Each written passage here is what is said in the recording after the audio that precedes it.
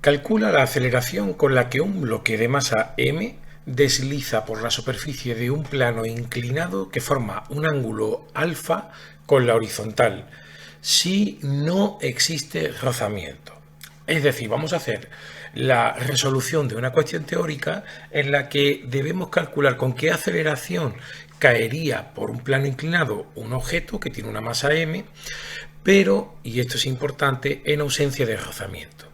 Bueno, pues como tantas otras veces, lo primero que vamos a hacer para poder responder o resolver esta cuestión sería imaginar qué está pasando. Así que lo primero que te invito es a que pienses en cómo sería el sistema. Yo te lo he dibujado. Tendrías, como ves aquí, un plano inclinado. Este alfa indica cuál es, digamos, el ángulo de inclinación con respecto al horizontal del plano, y un objeto que tiene una masa m, que va a ser el que deslice por la superficie de ese plano inclinado. Pero claro, esta sería la imagen inicial. Ahora bien, tengo que ser capaz de, como voy a hacer un análisis, digamos, dinámico del sistema, tengo que ser capaz de pintar las fuerzas que hay presentes en ese sistema. Y esto lo vamos a hacer a continuación. Fíjate que el sistema es el mismo, pero ahora lo primero que vamos a hacer es tomar unos ejes de referencia, unos ejes que son ejes coordenados, y la norma es que uno de esos ejes tiene que ser paralelo a, digamos, en este caso la superficie del plano, porque es donde se va a producir el desplazamiento del sistema. Tu sistema es el cuerpo, y como se desplaza paralelo a esta superficie del plano inclinado, uno de los ejes ha de contener esa dirección. En este caso va a ser el eje X, que es paralelo a esa superficie. Luego tu cuerpo se va a desplazar justo en esta dirección que te estoy marcando, que corresponde a la del eje X. Y como hemos dicho que el sistema de referencia es un sistema de referencia de ejes coordenados, de ejes podríamos decir que son normales entre sí, el eje Y es este otro que es perpendicular, esa es la condición, al eje X. Así que fíjate que en línea discontinua ya tendrías pintado cuál es el sistema de referencia. Y una vez que tenemos esto, vamos a pintar las fuerzas. La primera que podrías pintar es la normal, porque la normal por definición es siempre perpendicular a la superficie de contacto, en este caso entre el cuerpo y el plano. Como esa superficie tendría o coincidiría con la dirección que hemos puesto del eje X, parece claro que la normal, al ser perpendicular, va a coincidir con la dirección del eje Y. Y por eso la pinto aquí en verde. Esta sería la normal. Y además hay otra fuerza más, que es el peso. Es una fuerza a distancia de interacción entre el cuerpo, porque tiene masa, y el centro de la Tierra, que también es un cuerpo másico. Y siempre se pinta en dirección vertical hacia abajo, que es esta que está pintada aquí en rojo. Este sería el peso del cuerpo. Claro, fíjate que la normal hemos dicho que coincide con la dirección del eje Y, pero como puedes ver el peso no está en la dirección de ninguno de los ejes. Eso te obliga, para poder seguir haciendo tu análisis dinámico, a descomponer el peso en componentes que sí que coincidan con los ejes coordenados. Así que vamos a hacer ese paso y lo vamos a hacer ahora con un poquito más de detenimiento, como puedes ver aquí. Así que fíjate que lo que vamos a hacer es descomponer la fuerza de color rojo, que sería el peso, en dos componentes que van a coincidir con las que están pintadas en azul. ¿Cómo hacemos esto? Recuerda, lo que vas a hacer es trazar paralelas que pasen por el extremo del vector que quieres descomponer, ¿verdad? A cada uno de los ejes. Así que aquí te estoy marcando una paralela al eje X que pasa por este extremo, y aquí te marco la otra paralela al eje Y que pasa por el extremo. Claro, ¿dónde cortan esas líneas paralelas a cada uno de los ejes? Fíjate que esta cortaría en este punto de aquí. Por lo tanto, la componente que se sitúa en el eje Y, en este caso, va desde el centro, que hemos tomado el origen, hasta ese punto, y es la componente en azul que ves, que te estoy marcando ahora, y que he llamado P sub I, es decir, la componente I del peso, porque coincide con el eje Y. Y haríamos lo mismo, ¿verdad? Cortando aquí en el eje X, tendríamos la componente azul que llamamos P de X, que sería la componente del peso en el eje X. Ni que decir tiene que, por similitud, ¿verdad?, te he marcado aquí en verde el ángulo que es igual al ángulo alfa del plano. Ese ángulo lo puedes obtener simple y llanamente si buscas en las líneas que tienes dos líneas que sean perpendiculares a la base del ángulo, perdón, la base del plano y el lado por el que se va a producir el desplazamiento. Es decir, este alfa es el ángulo que hay entre este lado de aquí que te marco y la base. Pues lo mismo tienes que buscar. Fíjate que el peso es perpendicular a la base y que la componente y del peso sería perpendicular a esta otra dirección, ¿verdad? Lo que sería el plano, la superficie del plano.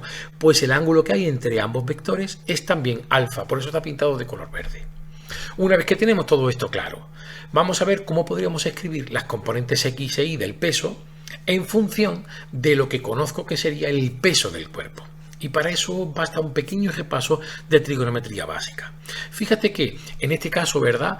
Esta parte que te estoy marcando aquí, que coincide con la flecha azul que he llamado P de X, corresponde al cateto o digamos opuesto del ángulo verde que te estoy marcando. Luego la componente P de X tiene que estar relacionada con el seno de ese ángulo. ¿Por qué? Pues porque el seno lo definíamos como lo que sería el cateto opuesto partido por la hipotenusa. La hipotenusa en este triángulo que te marco, ¿verdad?, es el peso. Así que la componente X tiene que estar relacionada con el seno de ese ángulo.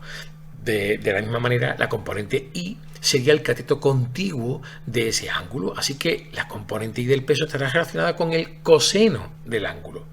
Fíjate que te van a quedar escritas de la siguiente manera. La componente X del peso sería P por el seno de alfa, mientras que la componente Y del peso será P por el coseno de alfa. Bien, una vez que tenemos todo esto claro, vamos ahora, ya sí puedo, a hacer el análisis dinámico del sistema. ¿Y cómo hago eso? Lo voy a hacer aplicando la segunda ley de la dinámica, pero a cada uno de los ejes. Así que fíjate que vamos a hacerlo sobre el eje, por ejemplo, Y. En el eje Y hay pintadas dos fuerzas, la normal y la componente Y del peso. Ahora bien, esas dos fuerzas que tienen la misma dirección pero sentido contrario deben sumar 0. ¿Y eso por qué? Pues porque hemos dicho que el cuerpo se va a desplazar en la dirección del eje X. En la dirección del eje Y no hay desplazamiento. Luego, la aceleración en ese eje Y ha de ser 0. Y hemos dicho, estamos aplicando la segunda ley de la dinámica. Es decir, la suma de las fuerzas en el eje Y ha de ser igual a la masa del cuerpo, m, por la aceleración. Si no hay movimiento en ese eje, quiere decir que la aceleración es 0. ¿Vale? Vamos a hacer lo mismo pero con el eje X. Ahora bien, te voy a pintar aquí esa conclusión. Tendríamos una suma vectorial normal más componente Y del peso igual a 0. Si lo hacemos igual para el eje X, fíjate que solo hay una fuerza que sería la componente X del peso, que está pintada en azul. Pero como hemos dicho que es en ausencia de rozamiento, solo hay esa fuerza. Y si aplico la segunda ley de la dinámica, me va a quedar lo que tienes aquí abajo. La componente X del peso ha de ser igual a la masa por la aceleración. Como el movimiento solo tiene esa componente X, pues puedo poner solamente aceleración. Fíjate que ya tendríamos hecho el análisis dinámico del sistema. Claro, me voy a quedar solo con la parte donde hay movimiento.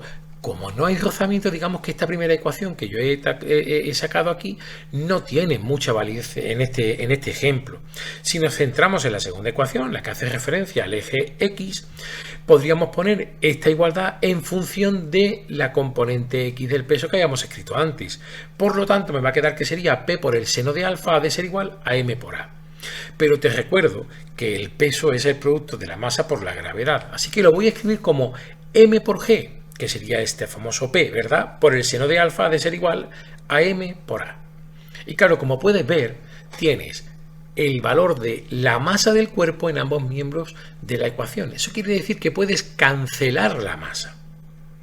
Esta masa podríamos cancelarla y lo que te va a quedar es justo lo que estabas queriendo obtener, que era la aceleración del bloque. Y fíjate que va a ser esa aceleración igual al producto de la gravedad, la aceleración de la gravedad, por el seno del ángulo que forma ese plano inclinado con la horizontal. Conclusión que podemos sacar, y es que cuando no hay rozamiento nos es exactamente igual la masa que tenga nuestro cuerpo, porque como puedes ver la aceleración no depende de la masa.